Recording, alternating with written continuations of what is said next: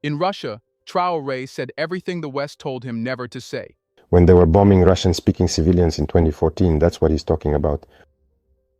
He praised the Soviet fight, exposed hidden hands behind terror, and declared a new kind of alliance, one built on truth, not fear. Why did he choose Moscow to drop these truths? And what does it mean for the future of Africa? Let's find out.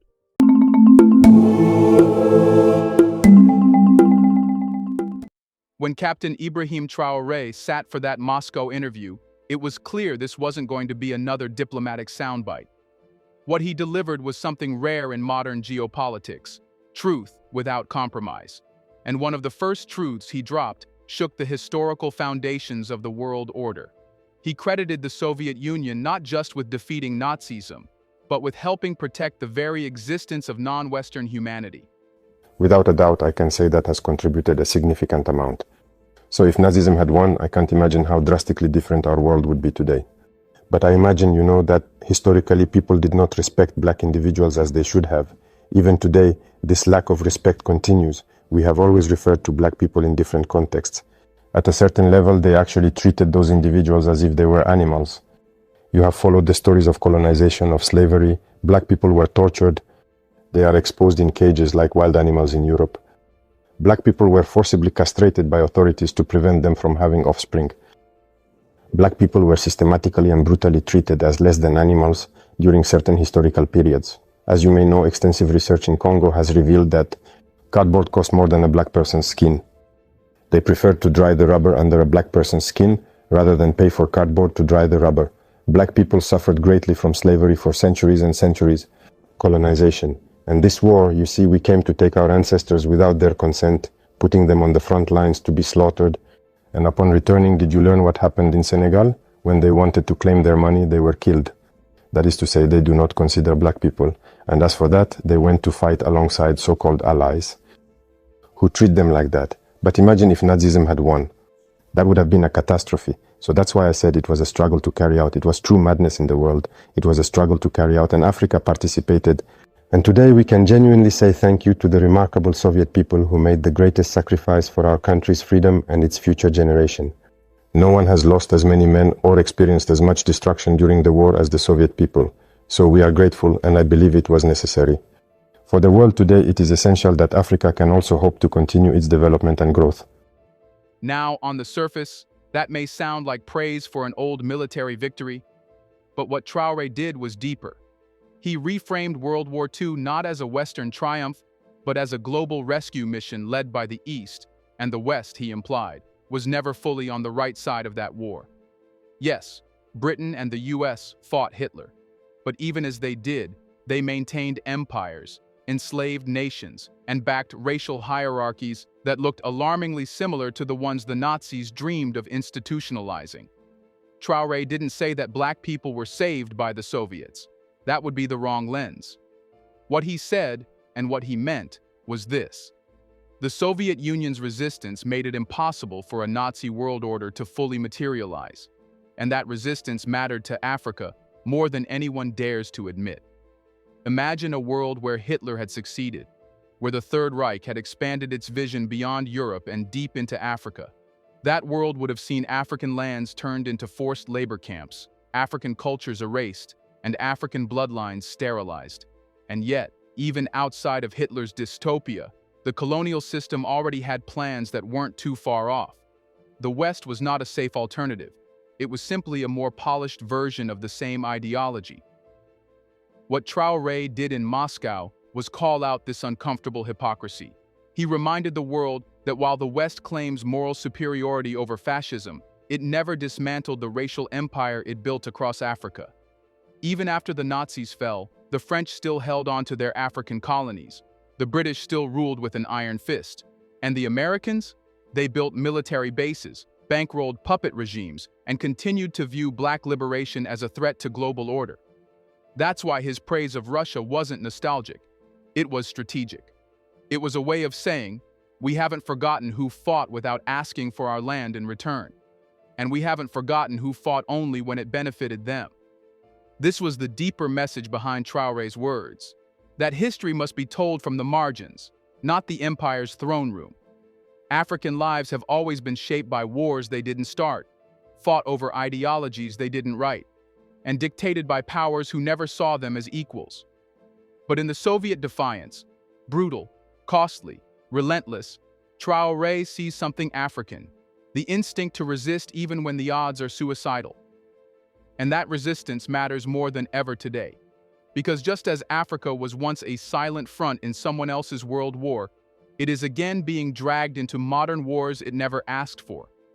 Insurgency, coups, sanctions, destabilization, all disguised in the language of help. Traoré sees the pattern, and by referencing the Soviet victory, he's doing more than giving credit. He's warning the world that a similar evil is still alive, just wearing new clothes. That's why this moment, a young African leader sitting in Moscow, challenging the West's version of history, is bigger than diplomacy. It's a reshaping of the narrative. It's a declaration that Africa is no longer begging to be remembered.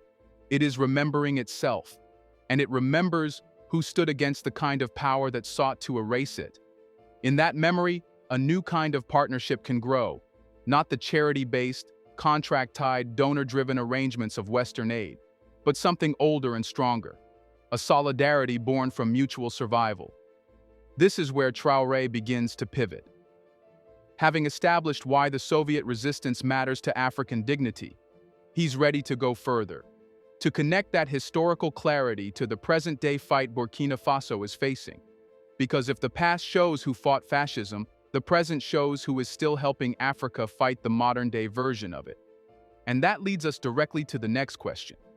If history made Russia and Africa allies in spirit, what does that shared pain mean for their alliance today? Here's a reminder to please like and share the video and subscribe to our channel to watch more videos on Black culture, history, civilization, and identity. Let's continue now.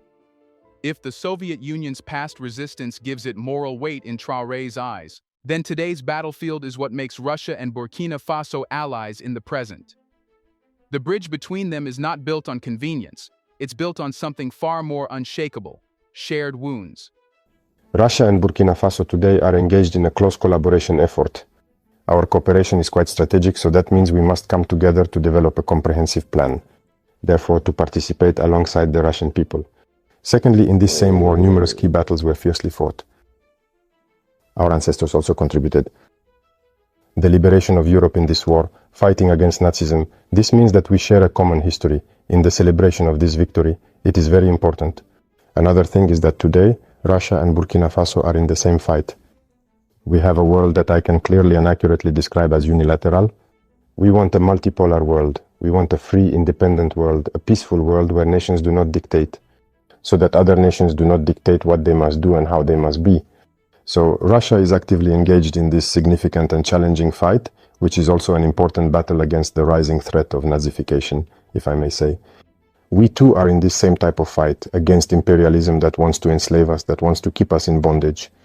We share the same perspectives, which makes it very symbolic that we have chosen to come and participate alongside the Russian people in this celebration today. Captain Ibrahim Traoré didn't mince words when he said, "We have the same history, and today we are in the same fight." But this wasn't a political slogan, it was a diagnosis, a precise reading of two nations that, across continents and decades, have been shaped by the same forces of control, coercion, and confrontation. Let's start with the obvious. Russia and Burkina Faso are both treated as threats when they start thinking for themselves. When Russia broke free from the grip of 1990s Western economic chaos, when it stopped being the obedient democracy in training and started asserting sovereignty, the West turned cold. Suddenly, Russia wasn't a partner. It was a problem. A nation that dared to say no to NATO expansion, to IMF prescriptions, to American military dominance, and for that, it was sanctioned, surrounded, and smeared. Sound familiar? Burkina Faso's trajectory under Traoré followed a similar pattern. As long as it accepted French bases, French currency, and Western training missions, it was left alone, even as it bled from inside. But the moment it said, "We will handle our affairs," the West flipped. Aid was frozen. Media attacks began. Burkina Faso was no longer a developing partner.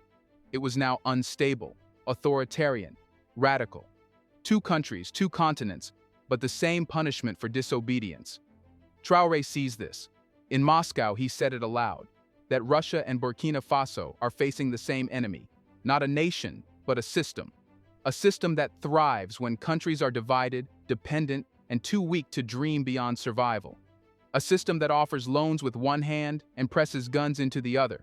A system that talks about human rights but only defends them when it suits its interests. And this is where the real connection begins to crystallize. Not in the rhetoric, but in the consequences. What is Burkina Faso being accused of today? The same thing Russia is accused of. Destabilizing a world order that was never built for their benefit. Russia is condemned for rejecting Western hegemony. Burkina Faso is condemned for rejecting foreign military occupation disguised as assistance. Even the methods of attack are eerily similar. In both cases, the West doesn't declare open war. It wages war by other means. Sanctions, media blackouts, demonization, military isolation, covert operations, support for opposition forces, all in the name of defending democracy, of course. But Traoré sees through this. He doesn't view the West's wrath as evidence of failure. He sees it as proof of awakening. Proof that Burkina Faso is finally on a path to sovereignty, to be tolerated by the old imperial framework. Just as Russia reasserted its path, whether the West liked it or not, Traoré is declaring that Africa can and must walk its road. And here lies the power of their alliance. It's not that Burkina Faso wants to become Russia, or that Russia sees itself as a savior. It's that both understand what it means to be lied to, used, and punished for saying no. They share a kind of geopolitical trauma, and more importantly, a commitment to healing without begging for permission. Traoré isn't looking for sympathy. He's building strategic trust, and Russia, in his view, has earned it by enduring what Burkina Faso now faces: total isolation for choosing freedom. That's why Traoré speaks of same history and same fight, not as a metaphor, but as a map. A map of resistance that stretches from the Sahel to Siberia. A shared determination to exist without chains, even if the cost is high. Look closely at the resilient Soviet people who selflessly sacrificed nearly 27 million of their lives during the devastating war years. To achieve this glorious victory, at some critical point they could have declared that it was enough, signed the armistice, and given up. But their unwavering courage, persistent tenacity, and steadfast resilience motivated them to continue the arduous and prolonged fight, and they ultimately won. Our dedicated Burkinas have been tirelessly fighting against terrorism for 10 arduous years, striving to ensure lasting peace and stability within our nation. It's not that there are no deaths, there have been many deaths from that time until today, but we do not give up because we know that we will achieve victory, and we continue this fight. So there is this state of mind that unites us, and so in light of the current circumstances, that's also proving to be very interesting right now. This alignment also opens the door to something the West didn't expect.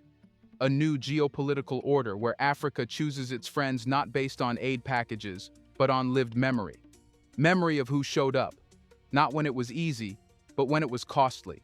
And Traoré made it clear, Russia shows up. That's why the Moscow visit wasn't just about commemorating old wars. It was about preparing for the one still being fought, not just with guns, but with narratives, currencies, and influence. And in that fight, Burkina Faso is no longer alone.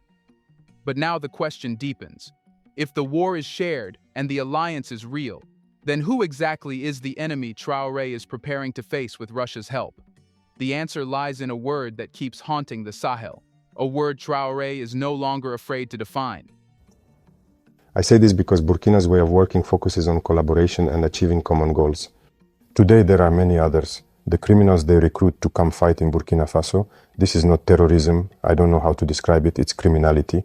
These are bandits armed by the imperialists to destabilize us, to keep us in a state of permanent war and exploit us. And so, as I said, we are working to make Burkina Faso the temple of terrorism. When recruiting someone to come fight in Burkina, they would rather commit suicide, and that will happen because we equip them, train them, and provide them with technology, these criminals. But we are constantly adapting. Currently, we are in a rather unique phase. They have acquired new technologies, new combat techniques, and everything. Thanks to the continued support of those imperialists, we have thoroughly studied the current situation, and we will respond immediately and effectively to all of this So you will clearly see our actions unfold shortly. Terrorism will end. I don't want to give a time frame, but terrorism will end. And very quickly as we can. Russia, all we are respectfully asking for is primarily intellectual support, extensive and comprehensive assistance to intellectually train and more effectively develop our advanced military industry sector capabilities. That we must develop and help train young people in all we can develop to face that war. This is the aspect that interests us the most.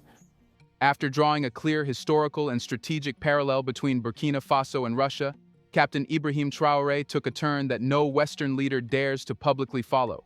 He named what others tiptoe around. Insurgency in the Sahel is not just a regional problem, it's a foreign project. And if Burkina Faso is bleeding, it is not because it's weak, but because it dared to cut the puppet strings. Traoré did not mince his words during the Moscow interview. He stated what every African intelligence officer knows but rarely says aloud. External powers are keeping insurgency alive in Burkina Faso. Let's unpack that. Over the past decade, Burkina Faso has become one of the most volatile conflict zones in West Africa. What started as scattered insurgent attacks has grown into a nationwide siege. Entire villages have been emptied, thousands killed, millions displaced. And yet, the deeper investigators dig, the more the weapons, funding, and coordination behind these groups trace back to networks well beyond African borders. Satellite phones were recovered from insurgents, NATO standard ammunition, sophisticated tactics far above tribal insurgency. Every piece of the puzzle suggests these insurgents aren't grassroots. They are being managed, supplied, and sometimes even shielded by invisible hands. And who benefits from a destabilized Burkina Faso? Certainly not its people. But the West? The chaos justifies military bases, foreign aid conditions, emergency powers, and endless control over Burkina Faso's resources. The insurgents may not carry Western flags, but their very presence ensures Western boots stay on the ground. It's a war without end, and that's exactly the point. But Traoré is done playing along. In Moscow, he declared a new phase, not just a military phase, but a psychological one. Burkina Faso is not at war with religion, not at war with tribes. It is at war with an entire architecture of manufactured chaos. And now, it wants real partners to help dismantle it. Enter Russia. And here's where the contrast becomes sharp. The West sends peacekeepers. Russia sends strategies. The West sets conditions. Russia asks what's needed. The West talks about democracy while ignoring local sovereignty. Russia speaks of mutual respect, national dignity, and non-interference. Traoré made this distinction crystal clear. Russia is not pushing us into war. They are helping us fight the one we were already trapped in. That's more than semantics. That's the foundation of a different kind of alliance. Unlike France, which kept troops in Burkina Faso for years only for insurgency to worsen, Russia offers tactical support that aligns with Traoré's national vision. It isn't about control, it's about capability. And we are already seeing the results. Since Russia began quietly supporting intelligence coordination and defense logistics in Burkina Faso, local counterinsurgency operations have begun to disrupt long-entrenched militant cells. Russian drones, once seen only in Eastern Europe, are now mapping the arid battlegrounds of the Sahel. And this time, they're not hunting for oil. They're hunting the sources of instability. But more importantly, Russia is empowering local structures, not replacing them. In a region long plagued by dependency, this is revolutionary. Traoré wants a Burkina Faso that can defend itself, not one that leases its sovereignty to survive. And Russia's model, built on partnership, not paternalism, makes that vision plausible. Which leads us to the next stage of Traoré's vision. After exposing the foreign hands behind the insurgency and finding allies to fight it, he turns inward. What does national unity look like in a time of war? And more importantly, can a new Africa be born, even in the middle of the fire? Yes, to understand the AES today, one only needs to look at African youth. I think that African youth are hopeful that it is a great model. And we, as the dedicated leaders of the AIS, find ourselves increasingly under significant pressure, and it is absolutely imperative that we must diligently achieve success in our current endeavors. Because Africa now needs to sign the agreement. We were in an organization. It was supposed to be a relationship where there is solidarity, cooperation, mutual aid and all. But you cannot be in an organization where you call each other brothers. And at some point they cut the electricity so that the sick die in the hospital, and that the economy, they close the banks each evening so that you cannot have access to anything until the next day. Your habitual money transfers are made to purchase the minimum living expenses. We prevent that from happening to certain Sahelian peoples. We have even formed an army to come and fight the Sahelian population. While terrorism has been rampant for decades, they are unable to raise a single soldier to come and fight. They are not brothers. We must not deceive ourselves. And it's not the peoples, it's the leaders. Otherwise, the peoples, when you look even these ECOWAS countries, the peoples support and understand the languages of the AIS. So it comforts us to structure ourselves to be a model, in order that the future may indeed peacefully fade away into something beyond our current understanding. But to expand, we need to establish strong foundations. And that is exactly what we are currently undertaking, and this process is one of the key reasons that led us to withdraw and meticulously restructure ourselves in order to effectively relaunch. After exposing the foreign fingerprints behind the terror campaign in Burkina Faso, and after aligning with Russia to fight a war that never should have been theirs to begin with, Ibrahim Traoré pivoted, not away from the battlefield, but towards something far more radical, the battlefield within. Because even as bombs fall and foreign headlines scream instability, something extraordinary is unfolding inside Burkina Faso. A foundation is being built. It may seem counterintuitive to talk about unity during war, but that's exactly what makes Traoré's leadership different. Most leaders wait for peace to begin rebuilding. Traoré? He's building in the middle of the storm. Because for him, peace isn't the prerequisite for progress, it's the outcome of it. This is where the world misses the point. Western analysts obsess over battlefield statistics. How many militants killed, how many drones launched, how many convoys moved. But Traoré is looking at a different metric. How many people believe again? How many youth stay and fight, not just with guns, but with ideas? In his Moscow interview, Traoré said what most African leaders have never dared to say aloud. Things are under control, we are rebuilding, and we are not doing it alone, we are doing it together. He wasn't talking about foreign troops or emergency UN missions. He was talking about Burkinabe themselves, ordinary citizens who have become the architects of a national revival.